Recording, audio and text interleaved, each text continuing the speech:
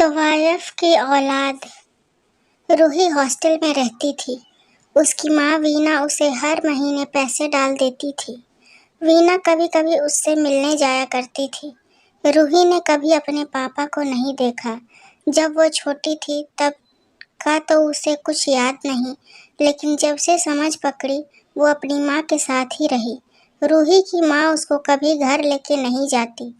जब भी छुट्टियों का समय होता वो कहीं बाहर घूमने चले जाते। रूही ने कितनी बार अपनी माँ से घर जाने के लिए बोला, पर हर बार वो यही बोल देती कि मैं मेरी बेटी को हमेशा खुश देखना चाहती हूँ और उसके साथ मज़े करना चाहती हूँ, इसलिए वो उसे बाहर ही घुमाने ले जाती है। रूही धीरे धीरे बड़ी होने लगी, मगर उसके दिमाग में अपना घर देखने की इच्छा रह गई। अब वो कॉलेज जाने लगी और वहीं उसकी माँ ने कमरा किराए पर दिलवा दिया। दिन ऐसे ही निकल रहे थे। रूही के कभी बहुत सारे दोस्त हो गए। अब समय कैसे निकल जाता पता ही नहीं चलता। उसका एक दोस्त विजय उसको पसंद करता था, क्योंकि रूही एक साधारण लड़की थी और मन की बहुत अच्छी थी। विजय उसे उसके घर ले जाता है, जहाँ उसकी माँ अरुणा से उसे मिलवाता है। रूना को भी रूही बहुत पसंद आती है। रूना बोली, बेटा तुम्हारे मम्मी पापा कहाँ पर हैं? रूही बोली, आंटी मेरे पापा नहीं हैं। रूना बोली, कोई बात नहीं, तू चिंता मत कर, भगवान सब ठीक करेगा। और मम्मी कहाँ है? रूही बोली, वो गांव में रहती है। रूना बोली, कौन से गांव में? रूही बोली, आंटी मैंने मेरा गांव कभी देखा नहीं। रूना बोली, ये क्या बात कर रही हो तुमने अपना गांव नहीं देखा, पर क्यों?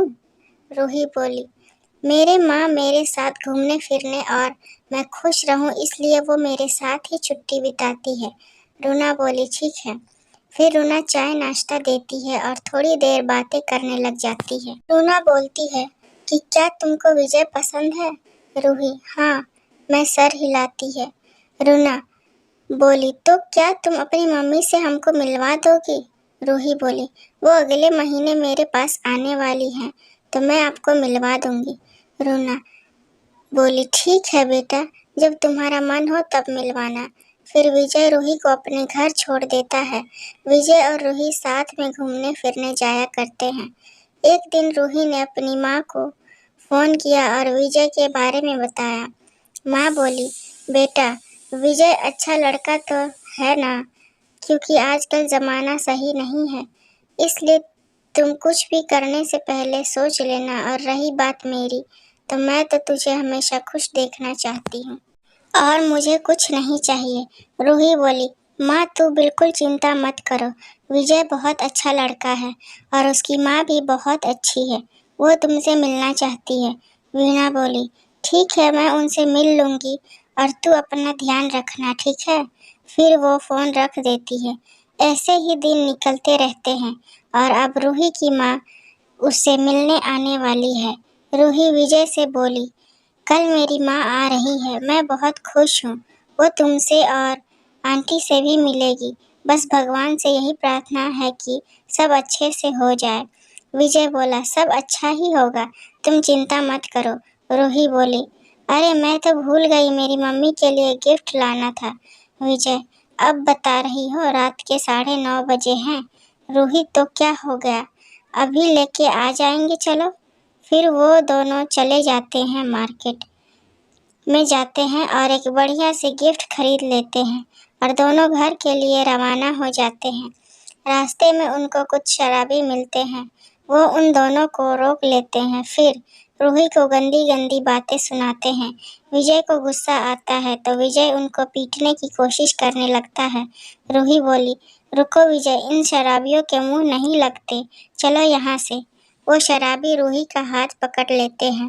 विजय और उन शराबियों के बीच हाथापाई हो जाती है। उसमें से एक शराबी विजय के सर पर जोरों से डंडा मार देता है, जिससे विजय जमीन पर गिर जाता है और वो सब उसको लाते मारने लग जाते हैं। रूही उसको छुड़ाने के लिए बहुत कोशिश करती है, पर वो शराबी उसको धक्का मार देते हैं। विजय पूरी तरह जख्मी हो जाता है। रूही जोर जोर से मदद के लिए बुलाने लगती है, पर कोई नहीं आता। फिर वो शराबी रूही की तरफ जाने लगते हैं। रूही वहां से भागने की कोशिश करती है, पर वो सब उसे घेर लेते हैं। रूही कुछ नहीं कर पाती है। वो दरिंदे एक एक करके उसे नोच लेते हैं। विजय की आंखों के सामने ये सब नजारा हो रहा था, पर वो कुछ न कर पाया। रूही बेहोश हो गई। वो शराबी भी भाग गए। विजय ने बड़ी मुश्किल से अपने दोस्तों को फोन किया। दोस्त तुरंत उसके पास पहुंचे और विजय और रूही को अस्पताल ले गए। रूही को वहां भर्ती कर दिया और विजय को पट्टी बांधी। विजय का रो रो के बुरा हाल था। डॉक्टर ने पुलिस को फोन कर दिया। थोड़ी देर में पुलिस भी वहां आ गई और उन्होंने विजय का बयान लिया। विजय ने सारी घटना बताई। फिर पुलिस वहां से चली गई। ये खबर विजय के घर वालों को पता लगी। वो भी अस्पताल पहुंचे। फिर विजय ने रूही की माँ को फोन किया। वीना ने फोन उठाया और बोली, हाँ बेटा बोल। विजय रोने लगा। वीना बोली, कौन हो तुम, मेरी बेटी कहाँ है? विजय बोला, आंटी मैं विजय। वीना बोली, हाँ बेटा तुम रो क्यों रहे हो? और रूही कहाँ है? उसे कुछ तो हो तो नहीं गया? बोलो। विजय बोला, आंटी। वीना बोली, बेटा बोल, देख मेरा मन बहुत घबरा रहा है, तू कुछ तो बोल। विजय बोला, आंटी रूही अस्पताल में है। वीना की जैसे सांस थम गई। वो बोली, क्या हुआ मेरी बेटी को? विजय बोला, आप जल्दी से यहाँ आ जाइए। वीना बोली, कौन से अस्पताल? विजय अस्पताल का नाम बताता है। वीना जैसे तैसे करके अस्पताल पहुँचती है। वहाँ जाकर विजय उसे सब बताता है। वीना तो मानो पैरों तले जमीन खिसक गई। अब वीना बोली, मैं उन लोगों को नहीं छोड़ूंगी। फिर विजय और वीना पुलिस थाने में जाते हैं और पूछते हैं कि उन लोगों का कुछ पता चला। पुलिस बोली, अभी छानबीन चल रही है, जैसे ही पता चलता है हम उन्हें गिरफ्तार कर लेंगे। वीना बोली, आप मेरी बेटी को न्याय दिलाना। पुलिस बोली, हम जमीन आसमान एक कर देंगे, मगर उन कमीनों को नहीं छोड़ेंगे। आप चिंता मत करो, आपकी बेटी को न्याय जरूर मिलेगा। फिर विजय और वीना वहां से जा रहे होते हैं तो विजय को वो शराबी दिख जाते हैं।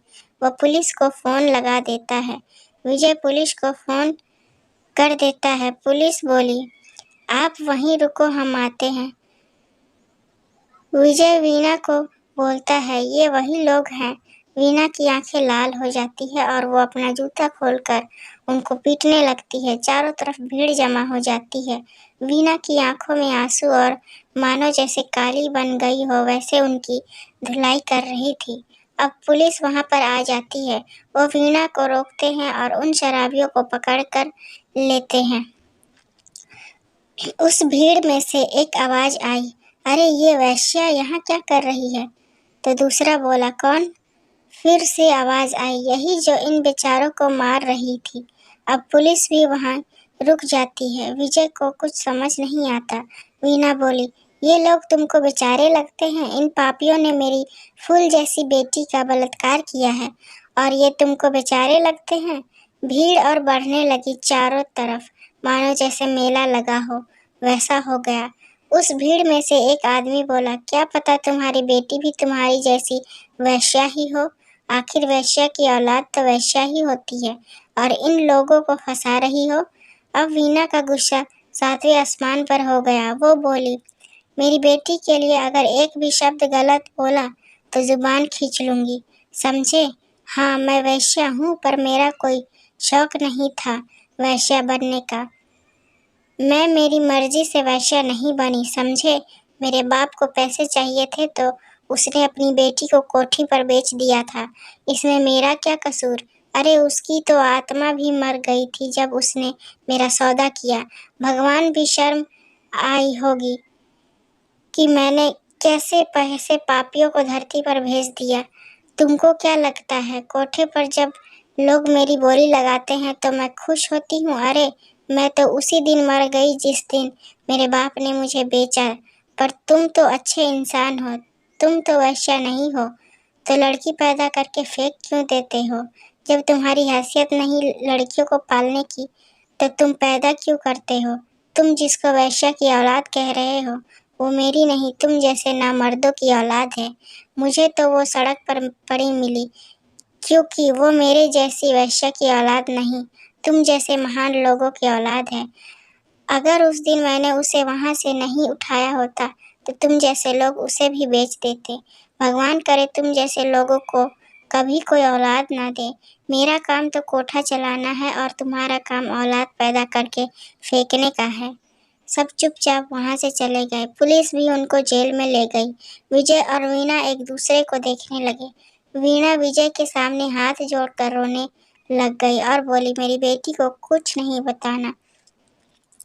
विजय बोला, आप जैसी महान औरत मैंने कहीं नहीं देखी। अब मुझे पता चला कि आप रूही को गांव क्यों नहीं ले जाती। आपने तो माँ और बाप दोनों का फर्ज निभाया है। फिर वे दोनों अस्पताल जाते हैं, जहाँ रूही को होश आता है। वो अपनी माँ को देख बहुत रोती है। रूही बोली, माँ मुझे नहीं जीना है, मुझे मार दो, अब मैं किसी के लायक नहीं हूँ। वीणा बोली, नहीं बेटा, तुम मेरी परी है और रहेगी। मैं तुझे यहाँ से कहीं और ले जाऊंगी, हम दोनों हमेशा साथ रहेंगे। रूना बोली, नहीं, आप हमारी बहू को कहीं नहीं ले जाओगी। वीणा रूना की तरफ देखने लगी, फिर रूना को बाहर ले जाकर अपनी पूरी हकीकत बताई। रूना बोली, आप चाहे जो भी हो, आपका मन पवित्र है और हमको आपकी बेटी से अच्छी बहू कहीं नहीं मिलेगी। फिर विजय अस्पताल में ही रूही की मांग भर देता है और एक बार और रूही को नया जीवन मिल जाता है। बस इतनी सी थी ये कहानी। अगर आपको पसंद आए तो लाइक, कमेंट और शेयर करें। चैनल पर नए हैं तो चैनल को सब्सक्राइब करें। इस कहानी को सुनने के लिए बहुत बहुत धन्यवाद।